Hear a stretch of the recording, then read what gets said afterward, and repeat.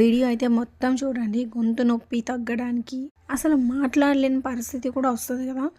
So అలాంటి వాళ్ళ కోసం అనమాట ఈ చిట్కా. నా వాయిస్ విన్నారు కదా, నేను నిన్నటి వరకు అసలు మాటలు రావట్లేదు. ఇది చేశాకే నాకైతే ఇలా రిలీఫ్ అయితే వచ్చింది.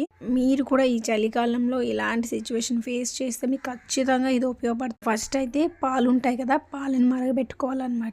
ఒక గ్లాసుడి పాలను మరగబెట్టేసుకొని, ఇదిగోండి నల్ల మిరియాలు ఉన్నాయి కదా, నల్ల మిరియాలని మెత్తగా గుండగా దంచేసుకోవాలి. ఇప్పుడు మరిగిపోయిన పాలని ఒక గ్లాస్లో అయితే తీసుకోవాలి. ఇందులో ఈ మిరియాల పౌడర్ ఉంది కదా, ఈ మిరియాల పౌడర్ని ఇదిగోండి ఇలా కొంచెం వేసుకుంటే సరిపోతుంది. ఇంకా మిరియాలు ఎంత ఘాటుగా ఉంటాయంటే అలా ఉంటాయి.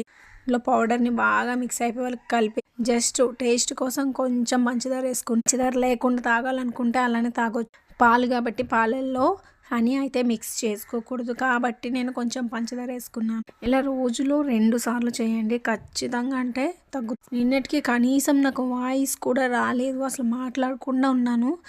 కానీ ఇప్పుడు వాయిస్ ఓవర్ ఇస్తున్నాను అంటే అర్థం చేసుకోండి.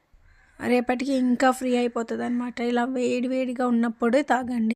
అంటే మనం టీ తాగుతాం కదా, అంత వేడి అయితే సరిపోతుంది. వీడియో నచ్చినట్లయితే లైక్ చేయండి మర్చిపోవద్దు, అలాగే సబ్స్క్రైబ్ కూడా చేయండి.